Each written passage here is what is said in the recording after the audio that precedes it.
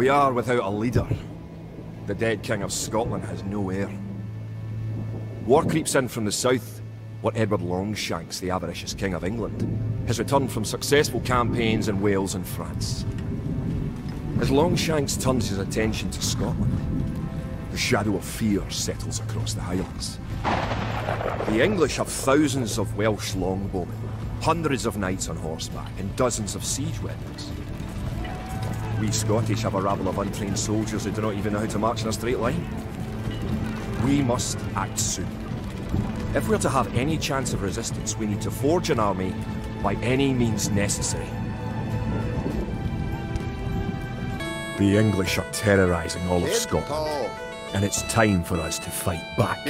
But if we are to defeat them, every one of us will need to learn how to march and fight.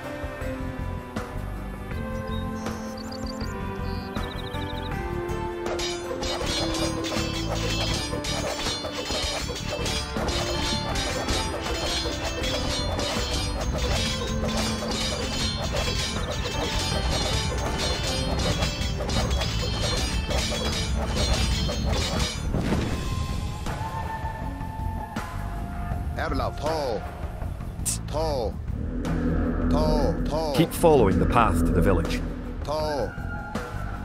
Home sweet home. But wait, the English are angry that you destroyed their outpost. They're coming to attack your village. Don't panic. Just click your soldiers and right-click the red English soldiers to attack. Defeat the enemy soldiers and you'll have won your first battle. Good job. Now you know how to fight back against the English army.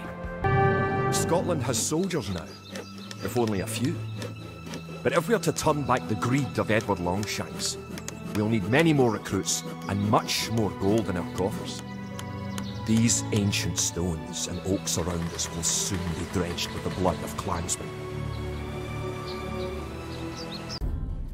An army marches on its stomach, or so the old saying goes. My clansmen have been farming and tending sheep for hundreds of years, but gathering enough food to feed an army is a different matter entirely.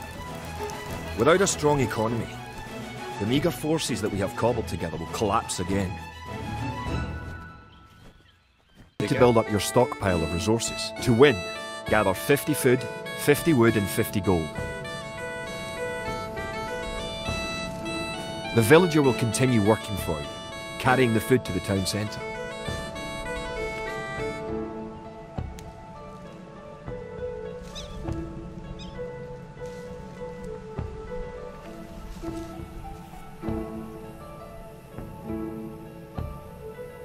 The amount to click a villager and right-click a tree. Good.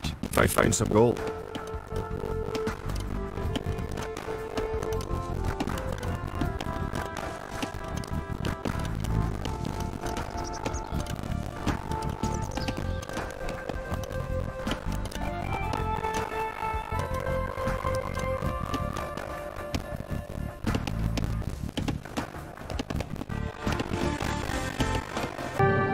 Edward Longshanks, for all his disrepute, has shown his military tactics in Wales, England and France to be very effective, if not cruel and ruthless. He is indeed an enemy to be feared. The English sacked the town of Berwick-upon-Tweed. With that I could call it a battle, but it was truly more of a massacre. Unless we organise our army, there will be more massacres to follow. I pray that we can be ready when Longshanks comes.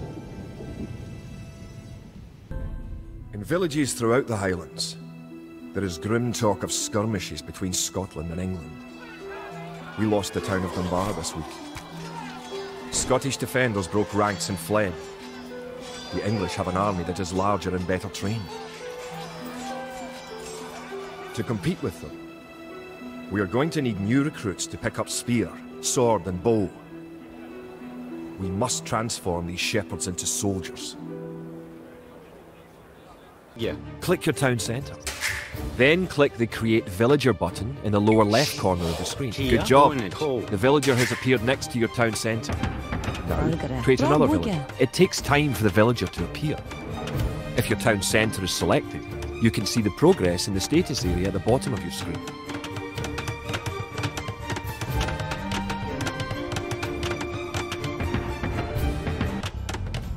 Now that you have a few soldiers, you will be able to defend this area against English attacks. Now that we have militias stationed across the border, the English have slowed their raids. But facing Longshank's army will be another matter. The wicked English king is yet to bring his famous longbows to bear. Our militias can only get us so far. We're going to need more advanced weapons. Rumours creep in from the south of a giant who leads the forces of Scotland. His great sword driving through earth, man and horse alike. If this mythical knight can stall the English advance, it will give us time to develop the arms we need. Even now our smiths are forging swords and fletchers are crafting arrows and crossbow bolts.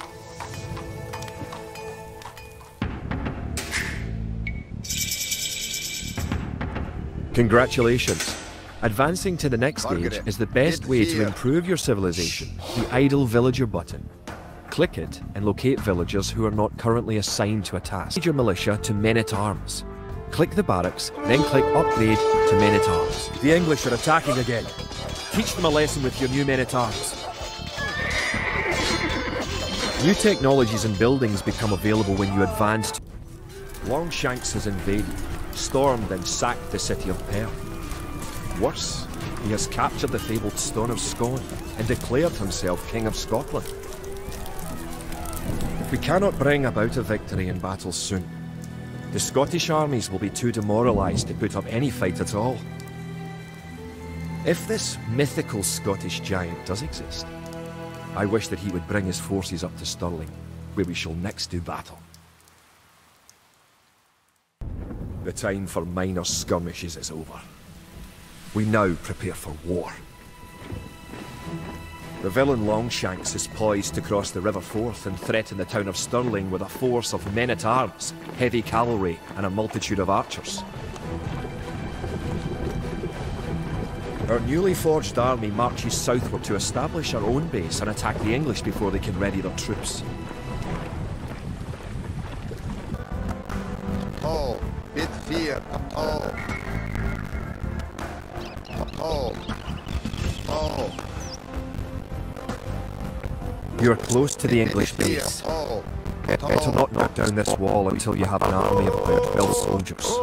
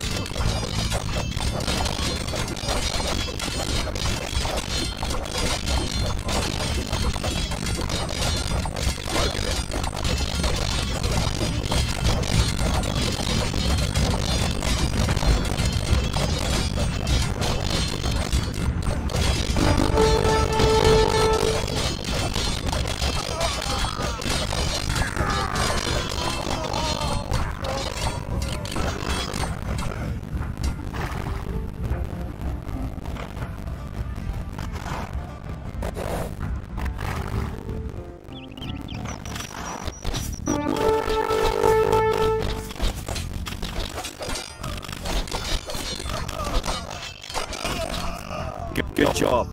You have eliminated the English soldiers. Now, destroy that tower and our victory will be complete.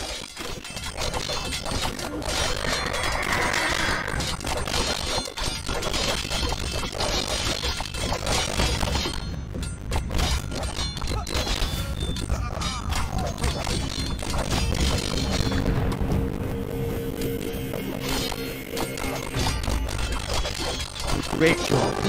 You've destroyed the English camp. The Battle of Stirling is sure to end in a victory for the Scots. Stirling was our first great victory. Even as we held the coastline, word arrived that Stirling Bridge had been held by a force of Scots led by the mythical knight of whom so many have spoken. Now we know his name. Sir William Wallace, the bane of the English. Edward Longshanks names Wallace a traitor and a criminal.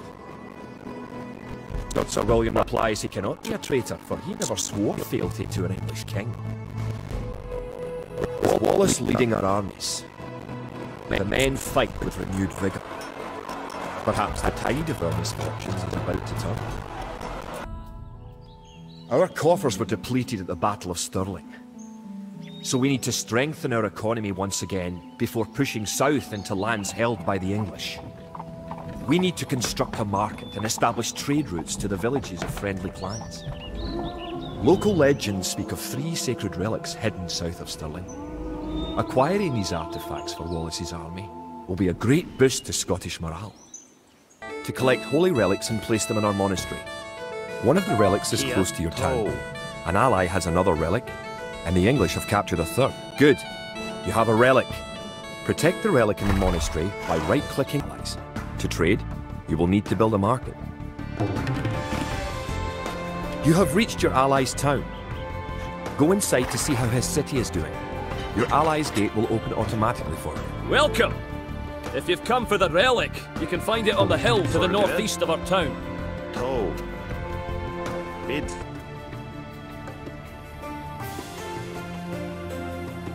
Kid. Toe.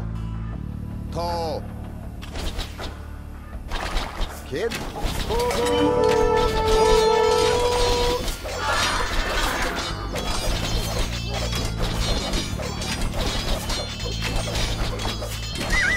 Did you know that there are 3 different modes for the mini-map in the lower right corner of the screen? You can show only military units, or only resources, and trade units by clicking the buttons just below and to the right of the mini-map.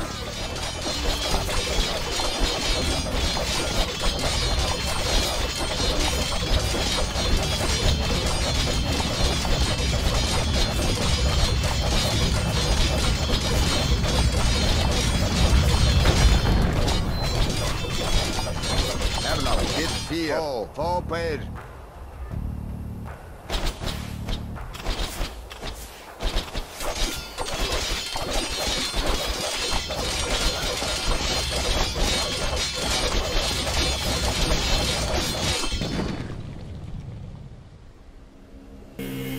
Kid, yeah.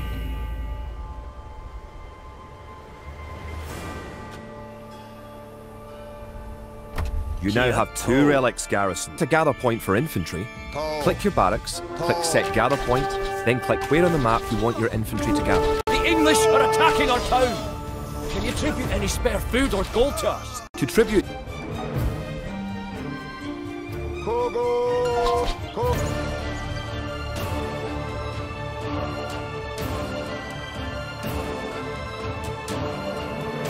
Congratulations. With the 3 relics locked away safely in Scottish churches, men murmur that we are blessed by the heavens. Our army now stands a chance as we prepare for the final clash with the English. Scotland now has archers and knights of our own with which to make longshanks. We march south to Falkirk, where we will join with the army of William Wallace and plan our combined attack upon the English castle. The only way that we can hold the boggy lowlands around Falkirk is to build a castle and as many walls as we can construct in a short time. These fortifications will serve to protect our capital as we construct siege weapons with which to assault the English castle. Once the castle is constructed, Wallace himself is sworn to join our forces. Together, we will attack Longshanks and his English troops. Buttons let you set combat states for your soldiers. A defensive soldier will be less likely to attack an enemy that comes near him. Click a military unit, then note the combat stance buttons in the lower left corner of the screen.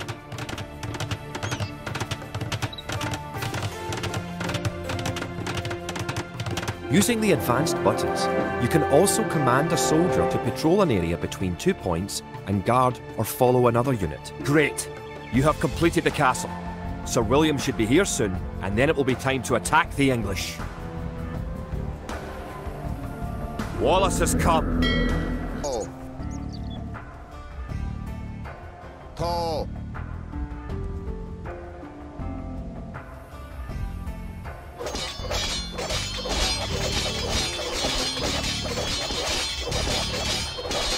With William Wallace and his woad raiders on your side, the English may be in trouble. Once you have a large army with plenty of siege weapons, go destroy the English castle.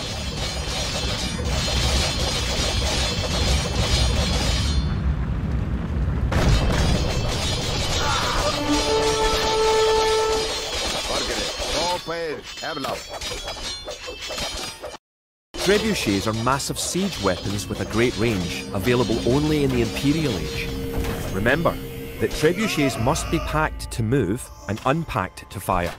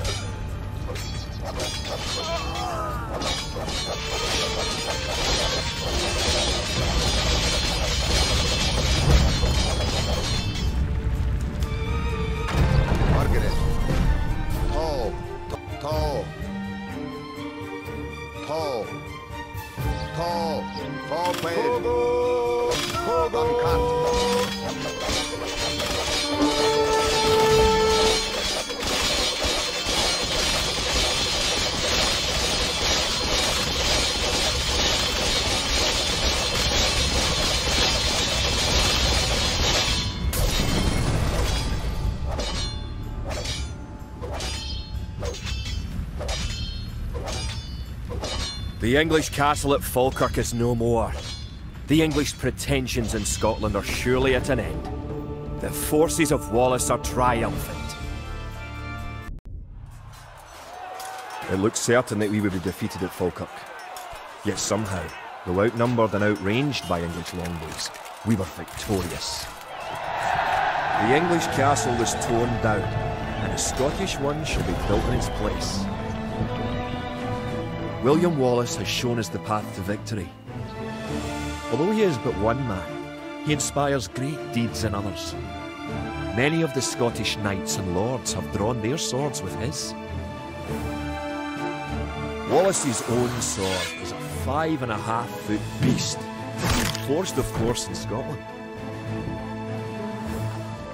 He has sworn not to rest until his sword finds the neck of Edward Longshanks. The struggle will continue, but we have learned the ways of war. Now, it is the English who fear.